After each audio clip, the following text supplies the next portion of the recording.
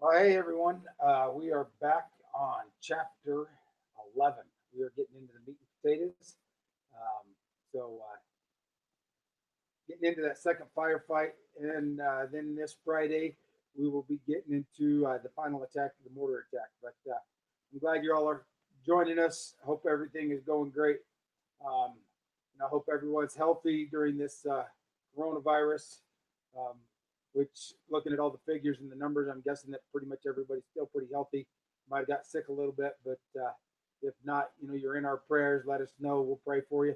God bless you. But I think let's just get started.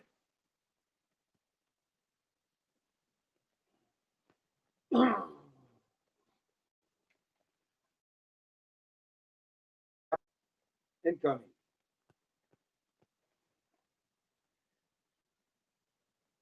After the firefight, Tiganoz stood on their steel tower, trying to decompress. Tig pulled up his vest and lifted his shirt so I could look at his side. Angry red welts rose on Tig's skin where the shrapnel hit, but no wounds needed Roan's care. We talked and rested, even as we remained on guard. We both knew that we couldn't relax while we still heard voices of men in the bushes, some apparently wounded. Our muscles ached from standing for so long and crouching behind filled sandbag-filled bin at the edge of the tower. Tig retrieved the water that he'd dropped near the workout area when the bomb hit. I drank first while Tig watched beyond the wall, and then we switched out. Meanwhile, Roan called Dave Ubben and asked him to come up on Building C's rooftop so Roan could check the dressing on Ubben's injured forearm. After Roan patched him up, Ubben remained atop Building C with Roan and the annex staffer who'd had combat experience in Afghanistan. The annex had been quiet for some time after the firefight, and during that time, several case officers returned to their rooms to gather up their belongings. Tig decided to leave the northeast tower and try to find the team leader, to urge that all the shooters get allowed to rotate off the roofs and towers for their rooms. As Tig climbed down the ladder, he found himself highlighted by a Dave Ubben's flashlight, shining on him from the roof of Building C. Tig threw up his hand in annoyance, and Ubben switched off the light. What the heck, man, Tig thought. We were just in a firefight. Trying to get me killed? All the TL agreed with Tig's suggestion, so Tig went inside his room and that he shared with Jack and tossed his computer and iPad in a backpack. When he returned to Building C and asked the team leader if anyone had seen his helmet. While the TL went to find it, Tig ducked inside and saw a maintenance man with the annex cook holding a shotgun, sitting silently on the couch with 1,000-mile stares. Tig felt sympathetic towards the non-shooters, but not towards several weapons-qualified men he saw among them. The operators needed as many defenders as we could find on the roofs and towers, not on the couches. You're shooters, Tig thought, and we're fighting for our lives, and you're sitting here on your asses. Atop Building B, Tonto and DB continued talking with the DS agent from Tripoli about the security gaps at the compound. In light of what happened, especially how easily the attackers had entered the property, the operators couldn't understand how requests for added personnel and security measures went denied or delayed. They never received a satisfying answer. Around 2:30 a.m., the men on Building B noticed cars arriving in the same parking lot where the attackers had assembled earlier. Tonto called the team leader. Hey, are we expecting friendlies now in the parking lot? I'm seeing more cars coming. I don't expect any, the TL replied. Has Feb 17 set up blocking areas to not let bad guys near?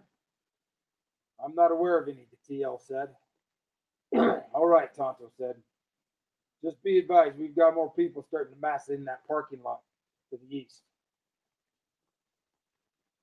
Over a 15-minute period, Tonto counted 8 to 10 cars arriving in ones and twos. Several more pulled in, bringing the total to as many as 15. Tonto watched as men streamed into the house at the edge of the parking area. He radioed me at the tower. Hey, Oz, we've got more people coming into that building. Keep your eyes open. I think we're going to get hit again. I acknowledged the warning and told Tonto that I'd already seen the cars and men. Tonto and DB exchanged wary looks, and Tonto rose from the lawn chair to deliver a frustrated monologue to no one in particular. Are they serious? Are they going to do this again? You got to be shitting me. Are they really that dumb? Tonto drank some water, strapped on his helmet. Several minutes later, the team leader called over the radio.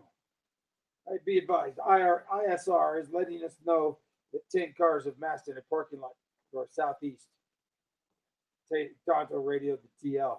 Roger that. I already put that out, buddy. Hey, tell those ISR guys they're pretty much worthless. They ain't telling us anything that we don't already know. However, Tonto added, it would be useful if the surveillance drone took a wider look to see whether more potential enemies were moving toward the annex from further out. The team leader agreed to ask.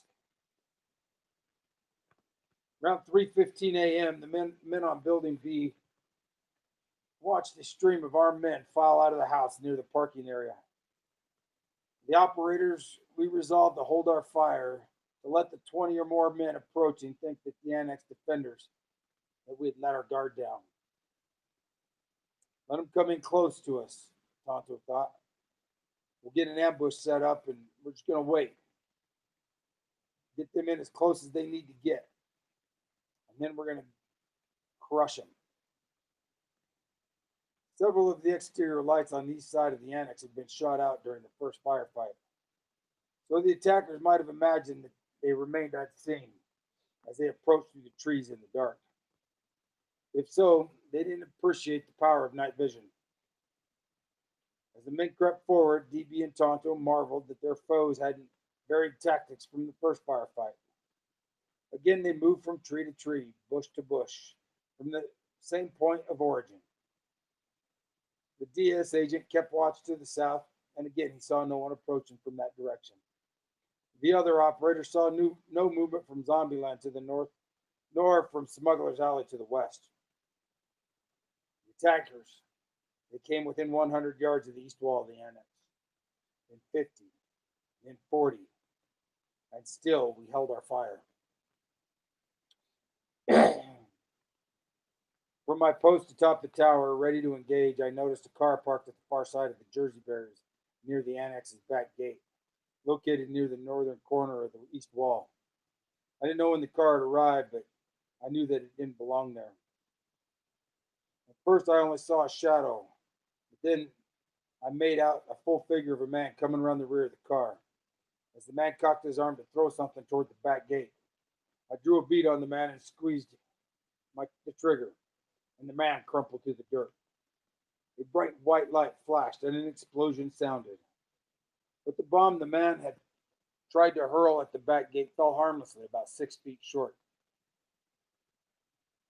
We all believed that the man had intended to create an opening for himself and others to rush through. After that, Oz, myself, DB, and Tonto held nothing back. We concentrated rounds on the gun-wielding men in the trees and shrubs, hoping to overwhelm the attackers with superior force. The attackers shot back, this time more than during the first firefight. As soon as Tig collected his helmet from the TL, he heard an explosion and a burst of gunfire from beyond the east wall. He ran to the tower and rejoined me after I'd already taken out the bomber. In the midst of the second firefight, the TL hailed to myself and Tig on the radio to say he'd received a strange call from a 17th Fed militia leader. The operators had no idea any friendly militia members were in the vicinity. But now the team leader said the commander had called with a complaint. The 17 Feb guys say you're shooting at them, the TL said. Well, hell with that, Tig replied. Somebody started shooting at us first, and we're still shooting at us. And they're still shooting at us. If that's them, tell them to stop shooting. After a pause, the team leader agreed. They're shooting at you, shoot at them. Roger that, Tig said. Tig and I, we never stopped shooting in the first place.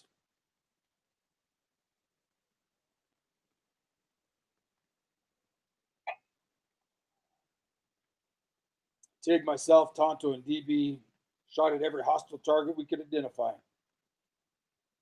Tonto even engaged cars at the distant parking area. DB and Tonto kept low behind the Building B parapet as they moved left and right, spotting their enemies through their NVGs and opening fire. Tonto took aim on a line of attackers. He watched as his round hit one in the head, dropping the man in his tracks. Oz and Tick switched positions on the tower like dance partners and shot repeatedly into the brush. We didn't know how many attackers we hit, but the diminishing fire beyond the east wall suggested that our aim was true. For a second time, the men on buildings C and D couldn't join in.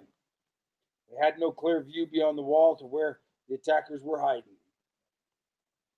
And even if they could see the enemy, they would have endangered the men to the east side of the annex by firing between them or over their heads.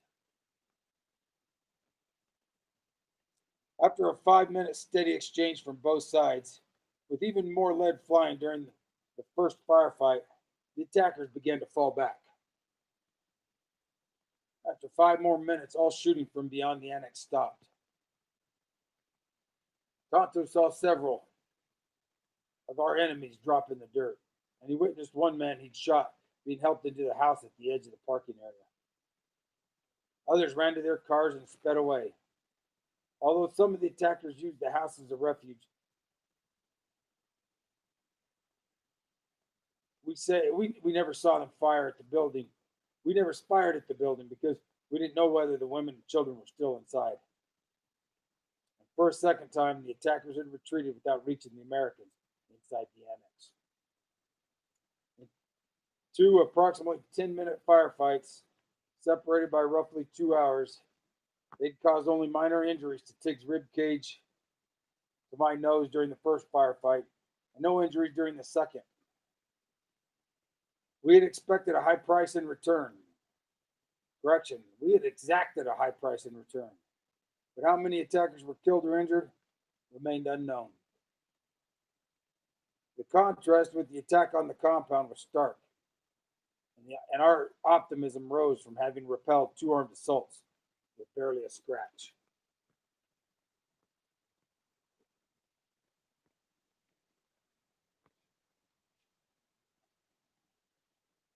Hours after near constant watch began to play tricks on Jack's tired eyes. He stared at a point on top of the northwestern wall, perhaps 50 yards from his post on Building D, and grew certain that a man was laying motionless atop the wall. He asked the nearby DS agent if he saw the man, but it was only Jack's imagination.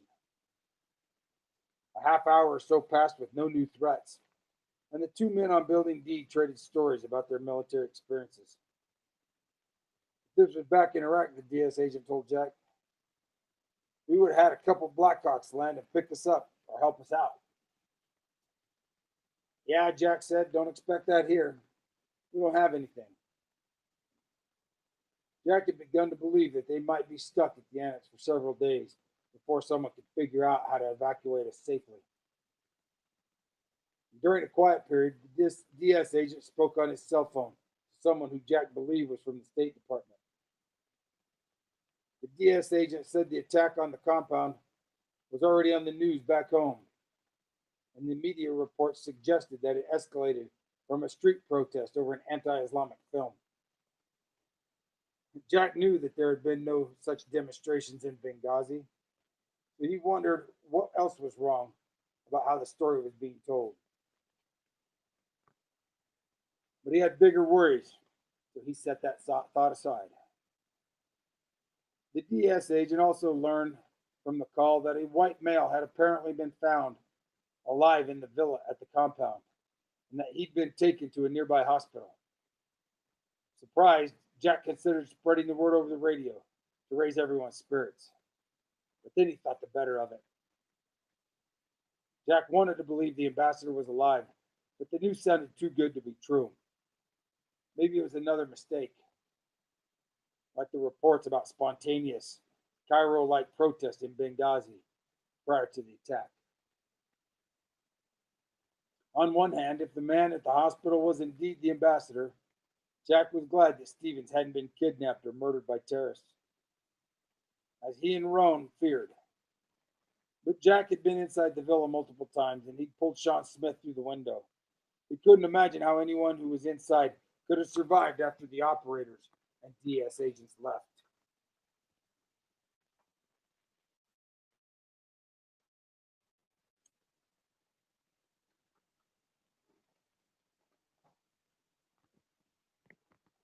As Tig resumed his watch over the northeast area beyond the walls, he spotted two Libyan men walking south toward the annex down a darkened dirt road between the tin roofed stockyard sheds. He wasn't sure, but they might have been the shepherds he'd seen earlier. Tig set his laser gun sight to display a visible beam on them. They keep coming. I'm going to laze them, Tig told me. In the dark, the operators couldn't tell if the men carried weapons, but Tig wouldn't take any chances. They could still hear chanting from the direction of the compound.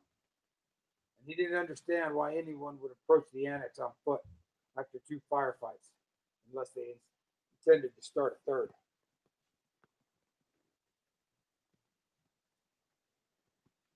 Tig took aim and flashed the laser beam on the chest of one man, then moved to the other. You keep coming, he thought. I'm pretty much going to kill you. Each man stopped dead in his tracks when he saw a red dot dancing on his chest. Both abruptly turned west and sat down next to a building separated from the annex by a stand of trees. They never came back, and Tig never learned who they were.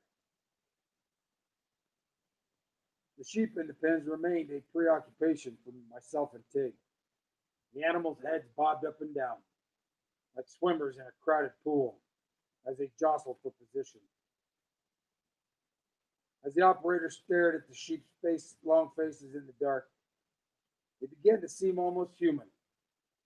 Making matters worse, rams regularly rose up on their hind legs to mount ewes.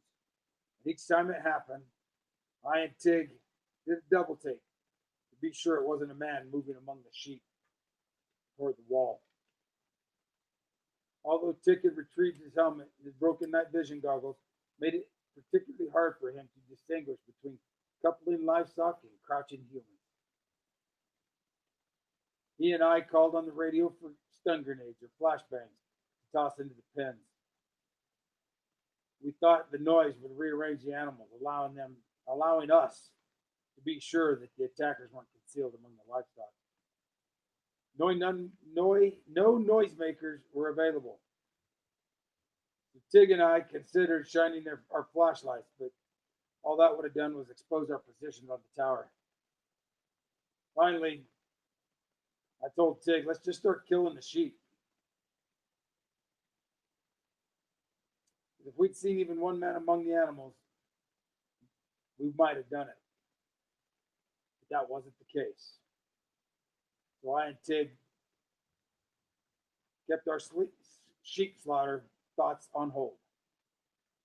Part of our hesitation was the knowledge that they'd spark a bureaucratic nightmare of second guessing when the animal's owner demanded restitution and our bosses would demand an explanation. Plus, all the sheep shooting would attract even more unwanted attention and aggravate the ringing ears. Despite teasing me about the gauze bandages that I used as earplugs, Tig had followed suit as well. We passed the time by joking and talking and telling each other about the United States had gotten its money worth for teaching us how to be soldiers. We've both seen action before, but nothing for as extended or intense as this. Finally, Tig said with a sardonic laugh, we get to put our training to use.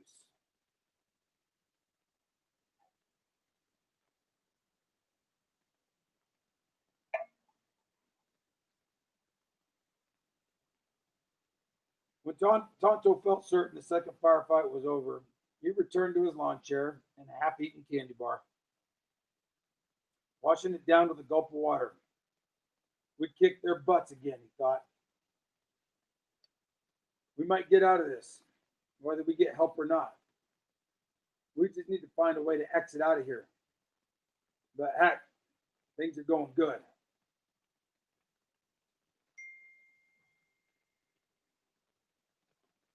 Looks like we repelled the attackers, Tonto told the team leader via radio. There's nobody else out there. They're gone. It could have stopped there, but Tonto took pride in his smart-ass reputation. He couldn't resist needling the TL and other base officials about the fact that whoever was watching the video stream from the drone hadn't warned them about the men approaching on foot before the second attack. Go ahead and tell the ISR guys the same, since obviously they're not seeing what's going on down here.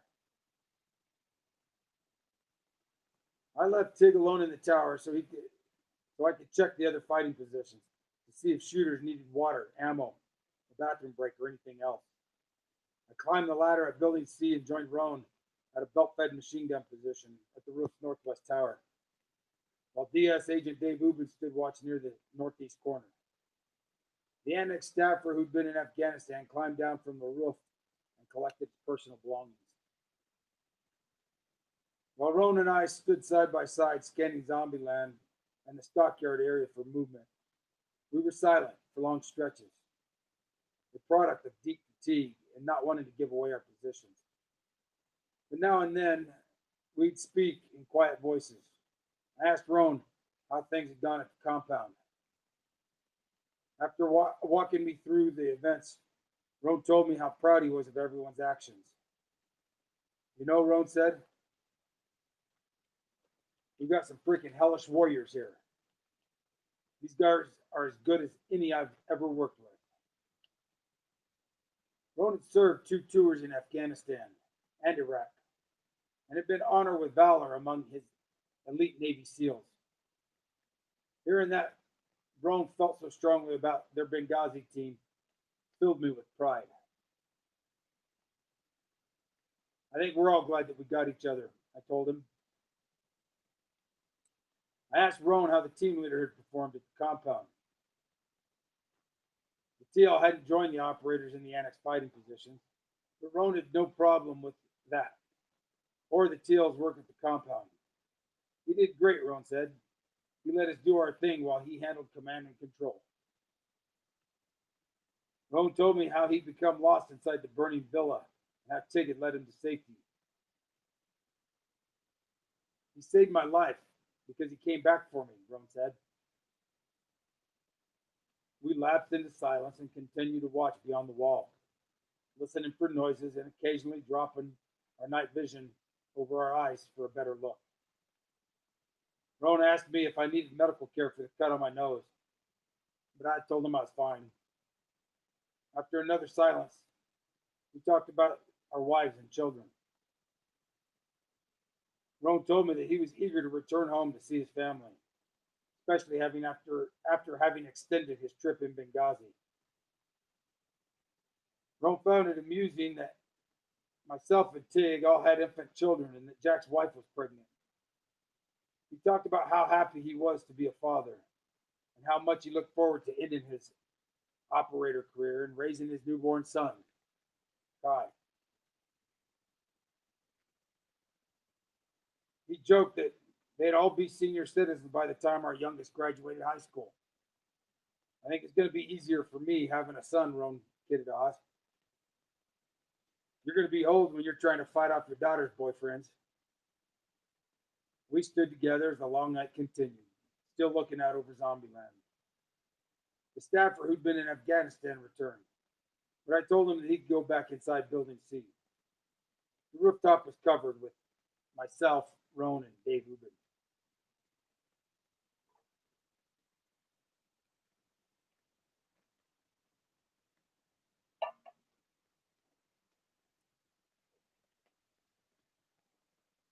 Tonto climbed down from Building B and went alone atop Building A near the front gate.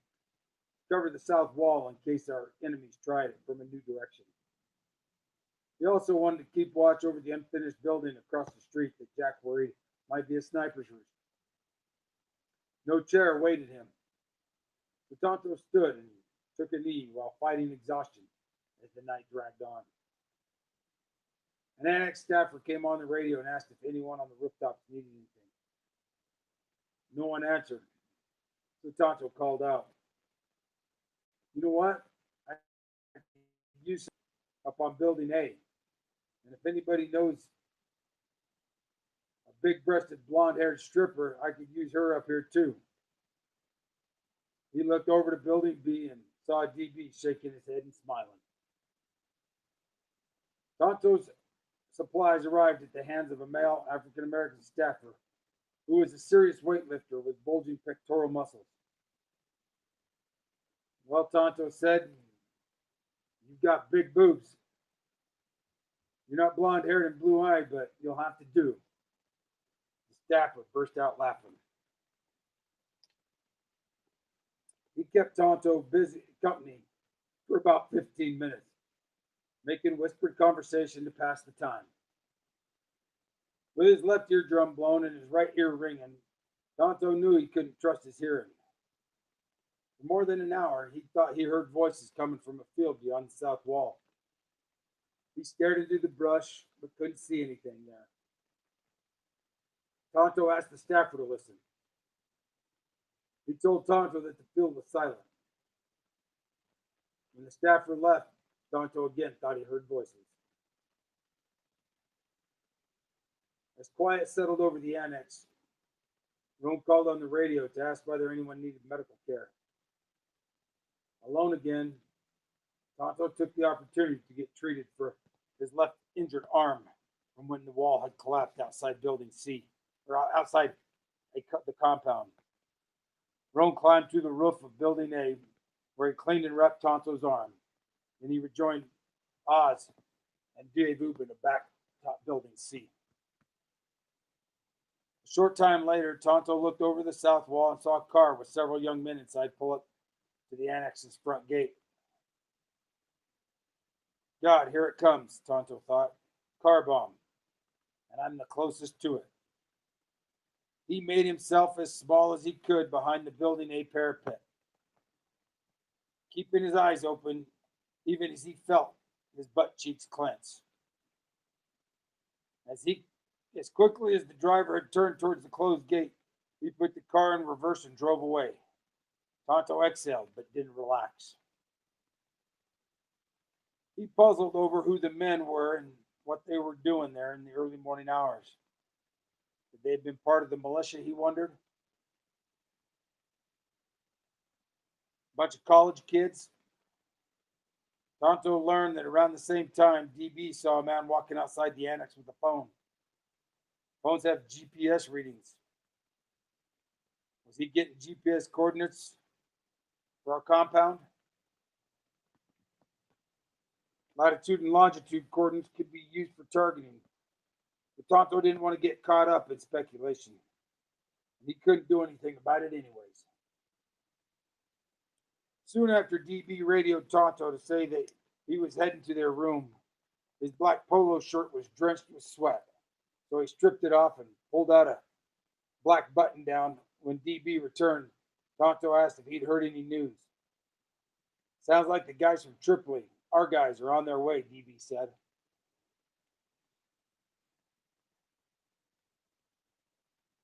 At around 4 a.m. Benghazi time, on September 12th, 2012, or 10 p.m. the previous night in Washington, Secretary of State Hillary Clinton issued a statement condemning the attack and confirming Sean Smith's death. Although it wasn't yet identified publicly, the statement said, one of our State Department officers was killed. We are heartbroken by this terrible loss. Our thoughts and prayers are with his family and those who have suffered in this attack. Clinton's brief statement also suggested a possible motive, or at least a tentative explanation.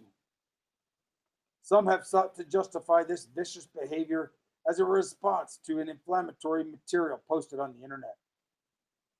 The United States deplores any intentional effort to denigrate the religious beliefs of others. Our commitment to religious tolerance goes back to the very beginning of our nation. But let me be clear, there is never any justification for violent acts of this kind. Later, as controversy erupted over the Obama administration's actions before, during, and after the attack, critics called Clinton's statement politically motivated conspiracy. Correction. Critics called Clinton's statement a smoking gun. They said it marked the start of a politically motivated conspiracy to mislead the public by the innocence of Muslims video, and that the video had caused Benghazi residents to spontaneously set upon the compound in protest. The theory behind the Obama critics' allegations was that in the midst of a re-election campaign, the president didn't want to admit that his administration had failed to anticipate or adequately respond to a terrorist attack timed to coincide with the 9/11 anniversary. Administration officials rejected those claims as false and politically motivated. They said Clinton's statement reflected the incomplete understanding they had about the attack as it unfolded. They also said that their top priority through the night wasn't untangling claims and counterclaims about the attacker's possible motives. It was finding Chris Stevens and organizing the rescue of Americans under siege. They also pointed out that embassies in Cairo and elsewhere had experienced spontaneous attacks sparked by the YouTube clips, and that there continued to be mixed signals about whether the videos played a role in Benghazi. As well, later, reporting by several news organizations, notably the New York Times, suggested that the Innocent of Muslims video fueled the compound attacks.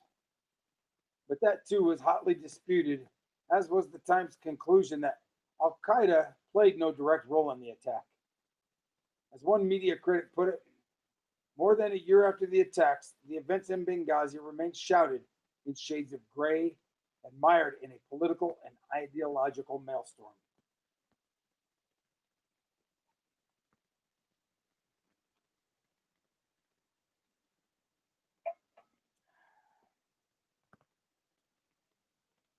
Within an hour of Clinton's statements, the Libyan man sent to the hospital by the U.S. Embassy in Tripoli released American officials from one of their two most pressing tasks. He confirmed that the Arabic caller using Scott Wickland's cell phone had told the truth. The white man, pronounced dead at the Benghazi Medical Center at roughly 2 a.m. on September 12, 2012, was indeed Ambassador J. Christopher Stevens.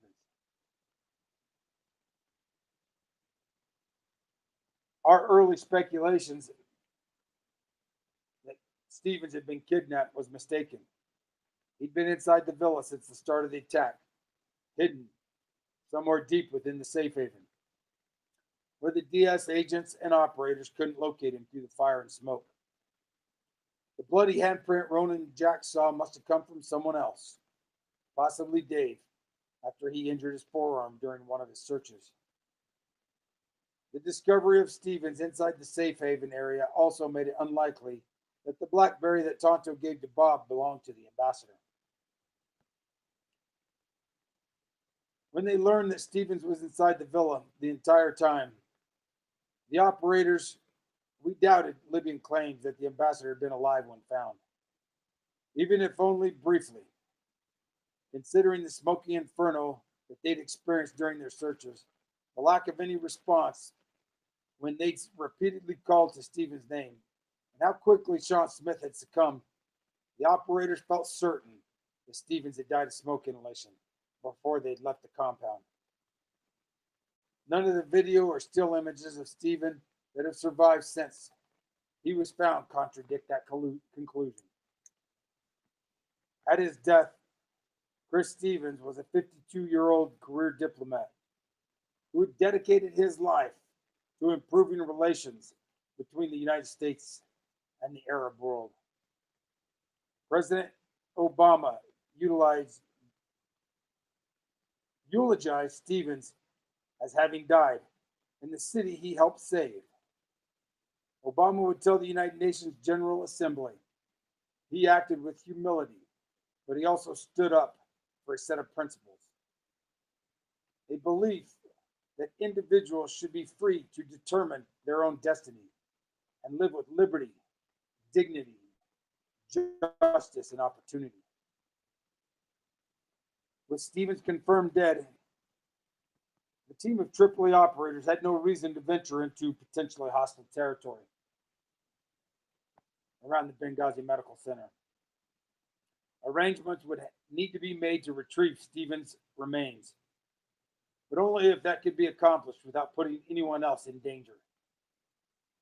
With transportation and a security escort finally arranged by the Libyan government, a 7-member Tripoli squad headed from the airport directly toward the annex. Roughly 5 hours had passed since they'd left the embassy.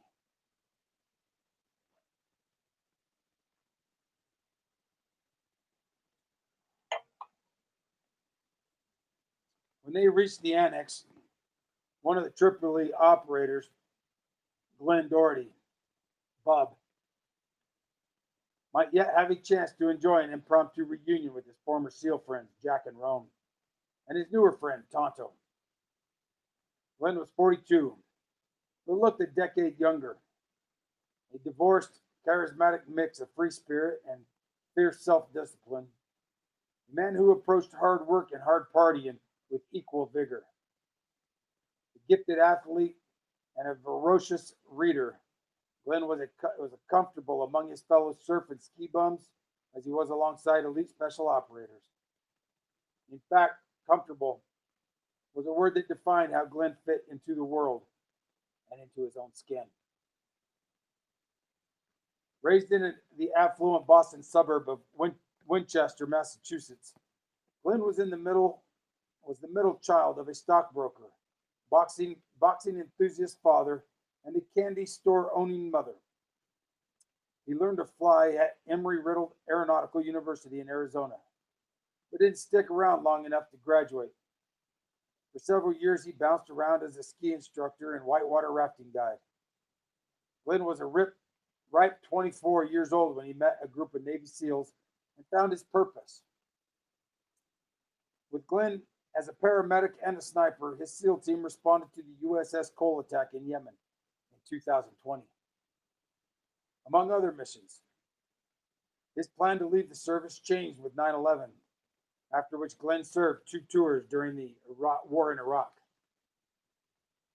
His team led some of the first Marine contingents moving north to Baghdad and took control of Saddam Hussein's former palaces.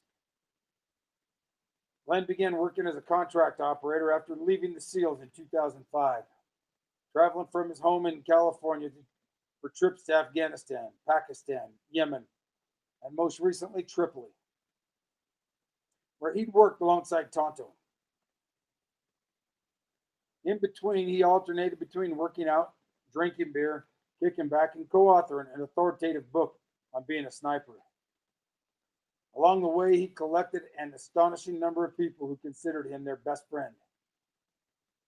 The nickname Bub fit a self-assured man who believed that every job was worth doing right, and no party should end the same day that it began. To Jack, Glenn was a natural, good at everything he did, a guy who drew people to him with magnetic warmth and a megawatt smile. Jack knew plenty of former SEALs who were macho and abrasive. Bub was neither. As Jack kept watch atop Building D, He didn't know if his old SEAL buddy was among the operators en route from the airport, but he hoped so. In a tight spot, Jack could think a few people he'd rather have on his team.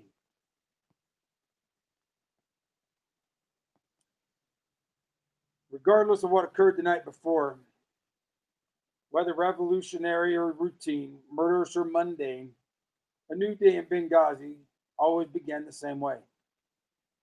As daylight drew near on September 12, 2012,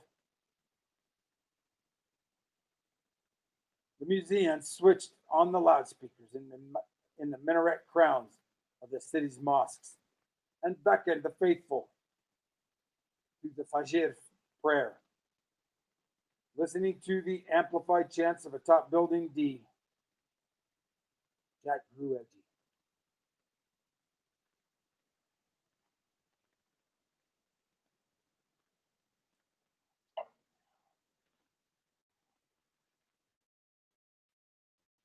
Casual, Jack considered him respectful of all cultures and religions.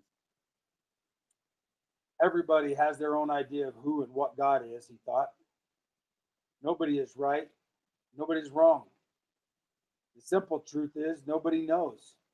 So you have faith. You grew up in China, your idea of how things happen and how they are is different than if you grew up in South America or in the Middle East. For someone to say that my religion is the right one and everybody else is wrong or naive is completely ignorant. But it had been a long night. Jack didn't feel tolerant toward the people who'd been trying to kill him, and he wasn't in the mood to hear chanting in Arabic. His muscles ached, his eyes stung, and his skin and clothes were caked with sweat and dirt. Certain that the attackers were Islamic revolutionists, Jack blamed all that he and his fellow Americans had endured on terrorists who tried to mask their hunger for power by claiming to be the defenders of their religious beliefs. As the call for prayer continued, Jack's temper rose. I wonder what they're saying right now, he thought. I wonder if it's the normal thing. Or are they saying, kill the Americans? Or are they saying, hey, stop fighting? Either way, I just can't stand to hear it right now. Jack wasn't one to wallow in anger, so his thoughts shifted from Benghazians rising to pray to his wife and children inside the home he hoped to see again. Here I am, all the way across the world. I've barely survived the night. My wife is probably at home getting ready to go to bed, completely clueless as to what's going on right now. That thought led Jack to reflect on the fortunate lives led by many Americans, particularly in contrast to innocent people in places like Benghazi, where armed militias roamed the streets, buildings burned and foreigners huddled inside, high-walled compounds awaiting a rescue or the next attack. People in America get up and go to their 9 to 5 jobs every day and are oblivious to all these battles and wars and people dying every minute all over the world. This is life. This is how other countries live. This is a daily occurrence in some places.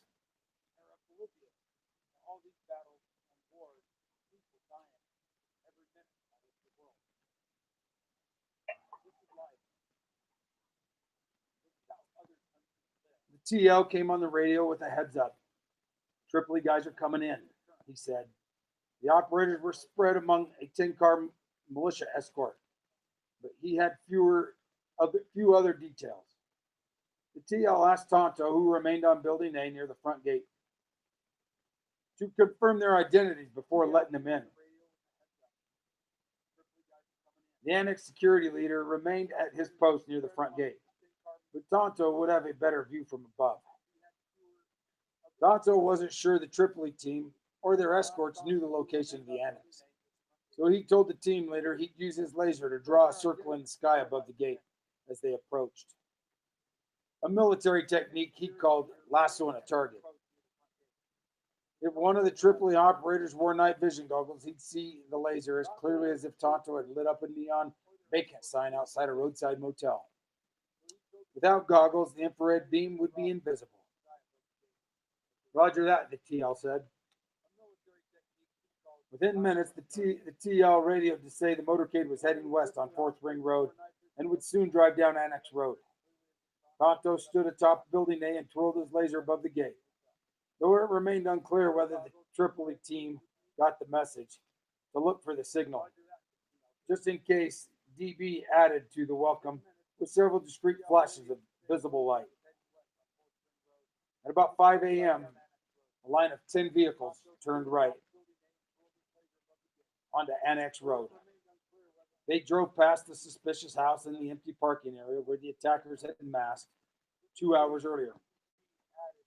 Tonto was surprised that the cars looked like police sedans, painted red and white, several with strips of red and blue emergency lights on their roofs. Having been told that a militia was en route, Tonto expected fierce-looking technicals with big mounted guns, pickup trucks filled with armed men in camouflage, and other intimidating displays. They're traveling a bit light, considering what we've gotten into so far, Tonto thought. Still, he was glad to see them, although he kept his gun trained in their direction, just in case. The cars, parked in a row, one behind another, stretched out along the wall on the south side of Annex Road. The Libyan police or militiamen remained inside the vehicles, while 7 well-armed, jocked-up, unmistakably American men stepped onto the gravel road and approached the gate on foot. Tonto lowered his weapon and told the Annex security leader it was okay to let them in. Tonto had worked with most of the new arrivals when he'd been in Tripoli. So they walked through the gate. He called down from the rooftop and greeted several by their radio call signs. Hey, he said, it's good to see you. Welcome to the party. We're having a blast over here. Top Building D, Jack lowered his barrel of his assault rifle and watched the operators enter the annex. 4 were GRS operators, including a Libya country team leader. 2 were active duty Delta Force members. And the 7th was an older man serving as their translator. Jack briefly lost track of them as they walked past the olive tree towards Building C. So he moved to the east side of the roof for a better view.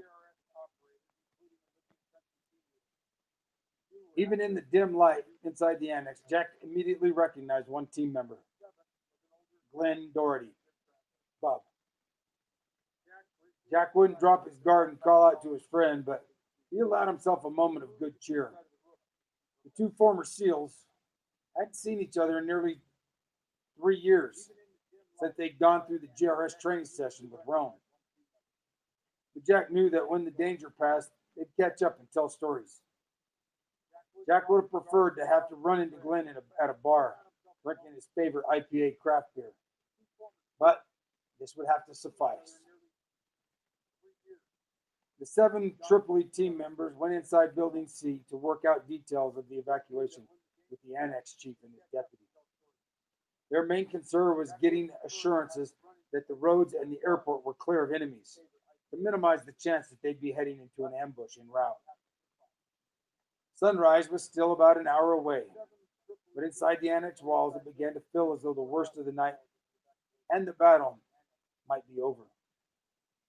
Although the Benghazi operators remained at our rooftop post along with Dave Ubin and 2 DS agents from Tripoli, several said the arrival of reinforcements and a militia escort made them feel as though they'd soon be safely away from Benghazi.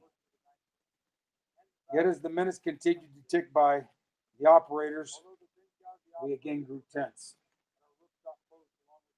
Couldn't afford any more delays. As students of military history, Ron and I could rattle off examples through the ages of attacks at first light. Standing together near the northwest corner of Building C's roof, we suspected that as the sun neared the horizon, the attackers would use the dim light to test the mettle of of fatigued Americans who'd spent all night defending the compound and the annex. Ron and I knew that if our enemies timed it right,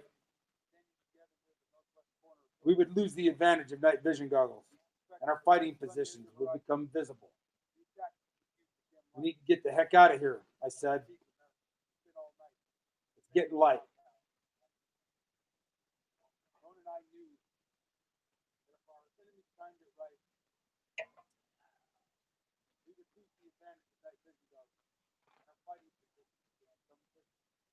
After the Tripoli team spent about 10 minutes inside Building C, the door opened and one of the new arrivals strode around the backyard to find the ladder leading to the roof.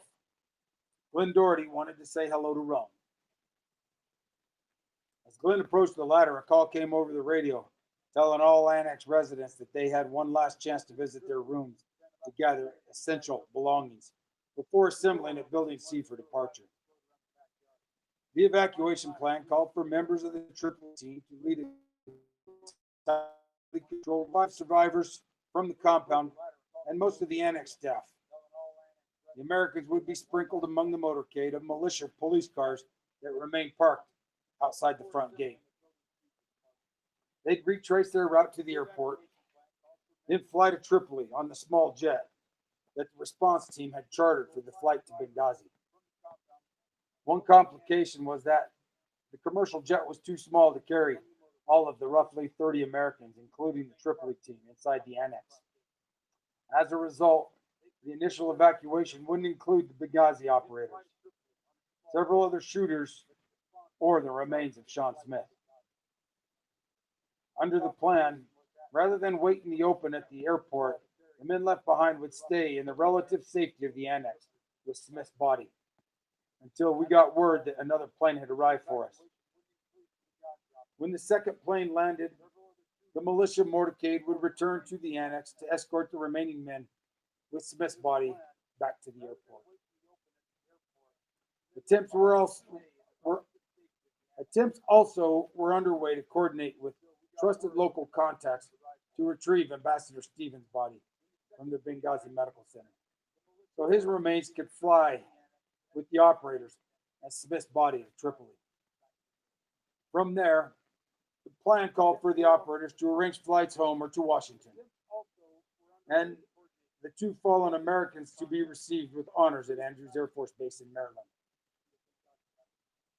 When Tonto learned that he wouldn't be part of the first evacuation, he asked DB to cover the south side of the annex building from Building B. Tonto climbed down from Building A for a bathroom break. When he returned up top, he noticed that the militia motorcade had remained stationary since its arrival outside the annex. Tonto called the team leader. That's why the militia hadn't set up blocking positions on surrounding streets to prevent anyone from attempting a third attack on the annex. Tonto had barely released his thumb from the radio's talk button when he heard a strange whooshing sound. He squeezed the button again. Incoming.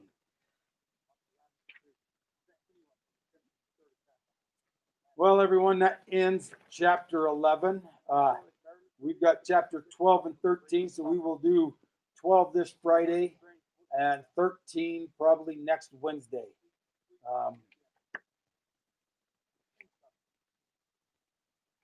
We're looking, page 254 where it starts. Goes all the way to 280, and then from 281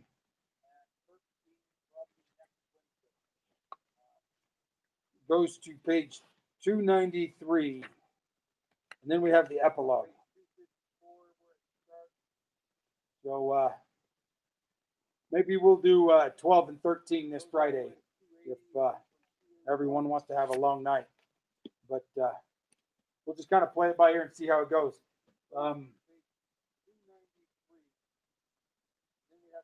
Let's see what we have now.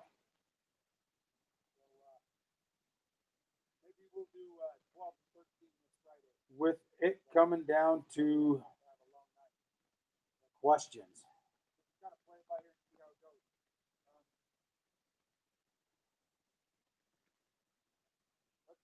Well, we have number one. It's Weldon Miller. So, who is the man with the suspected that was suspected of masterminding the attack, and is he still alive? Um, yeah, Weldon, he is still alive. The so-called mastermind of this attack was captured in, I believe it was in Tripoli, about a year later, after in 2013. Um, he was picked up, taken out to a U.S. naval ship, and then escorted back to the U.S. Since then, he has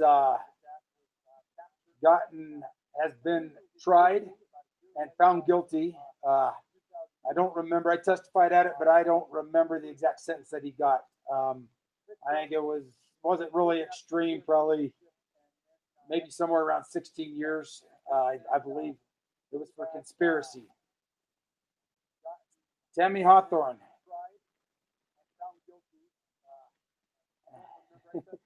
What is the stuff they smoke? Hose is nothing. Is it like our pipe tobacco or stronger? Well, what they're smoking from, Tammy, is called a hookah pipe. Some of them have one hose, depending on how big they are, how small, what they're for. Um, some of them have more than that. Depends if it's for a group. The tobacco is pretty strong, but it's very sweet and flavored as well. I mean, they have everything from apple to pineapple, mango. I mean, you about name it, they come up with a flavor for it.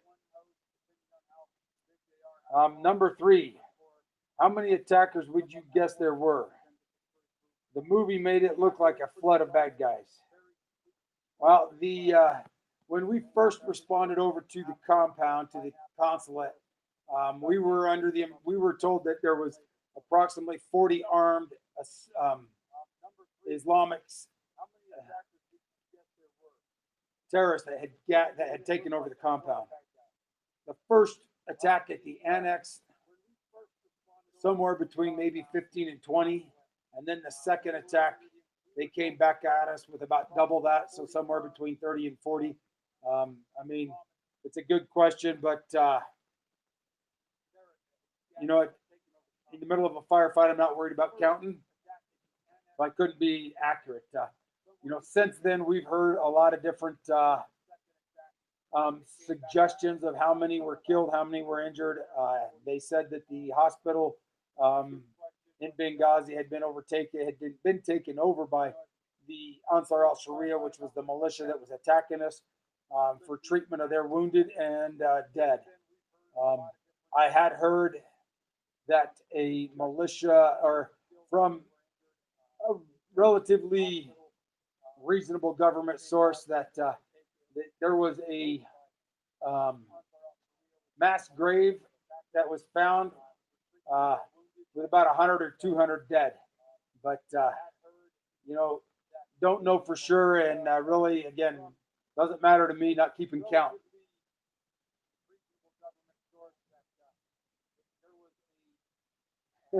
uh, Angelo asks, hey, Mark, was the IR laser by Tonto for real? Yeah, it was. It was. And also, he asked, what's in the wine glass? Single malt?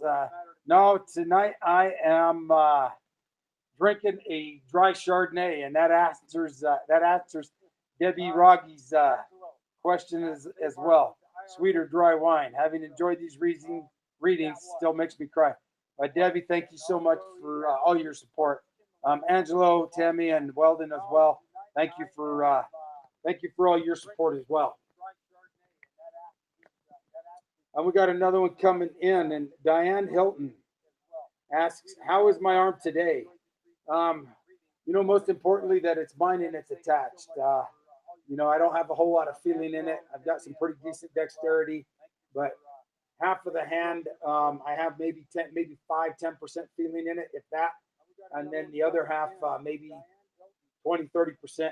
And then the back of the hand, maybe 40 or 50 kind of running up the arm. But, it's just one of those things. I mean, um, it hurts every day. I can tell you when the weather's going to change for sure, but thank you for asking, Diane, and thanks for caring. Deanna Olson is asking, did Barack Obama or Hillary Clinton ever reach out to you? And thank you for your service. Well, Deanna, thank you for that, and you're welcome.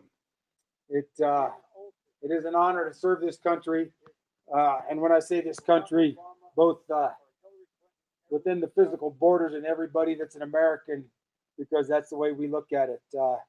Did Barack Obama or Hillary Clinton ever reach out? Not a chance in hell. Never heard from them. At one point, I guess when Hillary Clinton was getting ready to retire, we did get an invite about 48 hours before her retirement ceremony in D.C. We got an invite to attend. And then about 24 hours later, the day before we were, basically the evening before we were going to leave that morning, we got uninvited. So, yeah, but other than that, that was about it. Again, none of them asked us about anything regarding Benghazi. I think they had their mind made up. I'm guessing, but don't know for a fact, but I'm sure that she was sitting in a communications center in State Department, probably watching everything from the drone.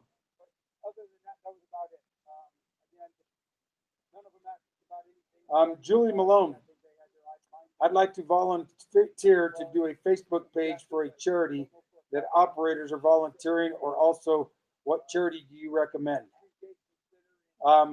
Julie, me and my wife, our way of continuing to serve the private security contractors and veterans that are still serving overseas is we have a charity. It's called shadowwarriorsproject.org.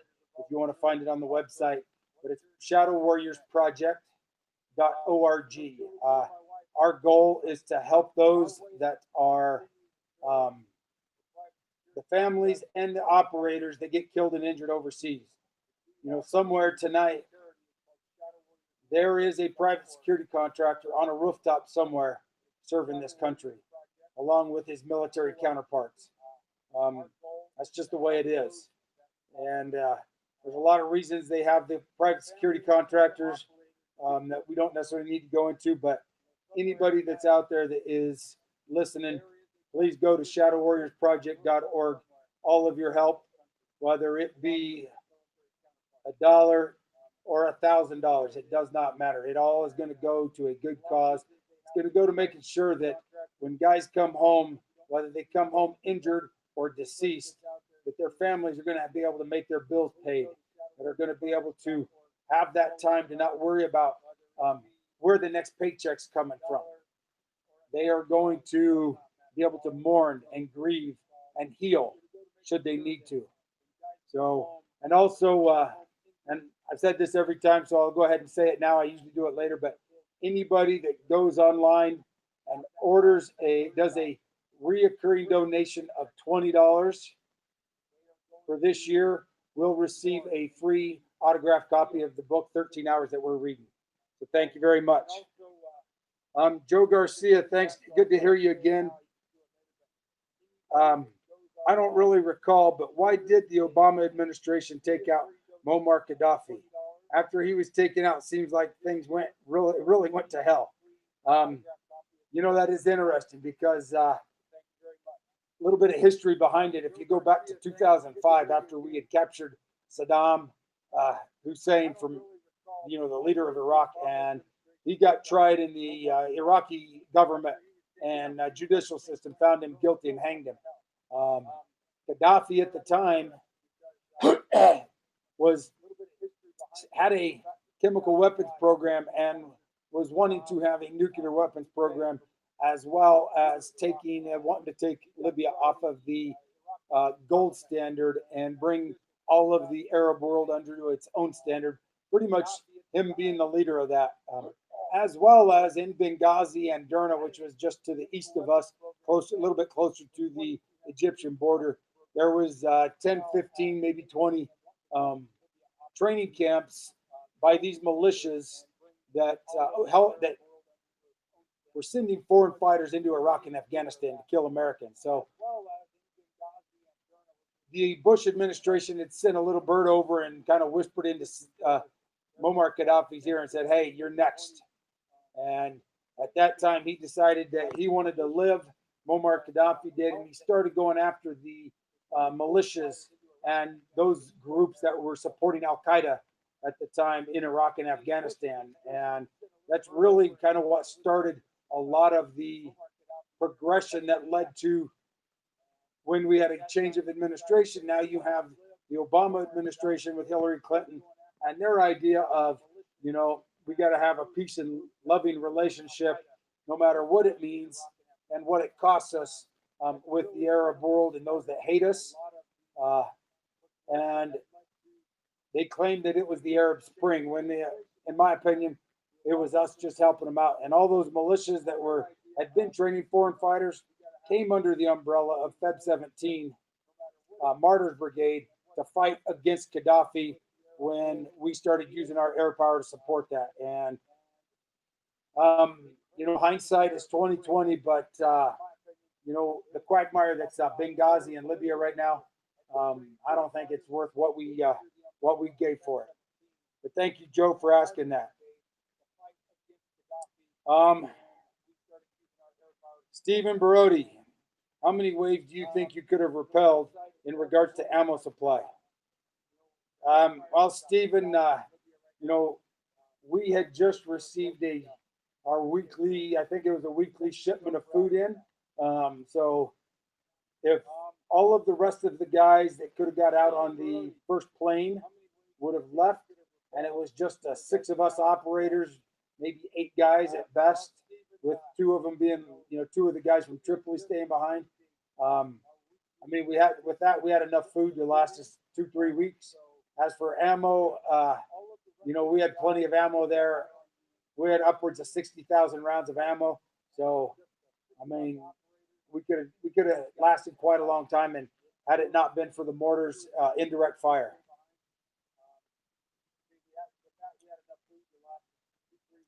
Well, that looks like it's about all the questions tonight. I kind of figured this chapter we'd have probably had a few more, but hey, thank you all for joining in, and I'm looking forward to y'all coming in Friday night.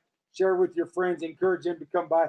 We're getting into the meat and potatoes of the final attack, where I get injured, where Ty and Glenn end up getting killed, and how we make our way out. And it's all about us doing it on our own without the help of anybody from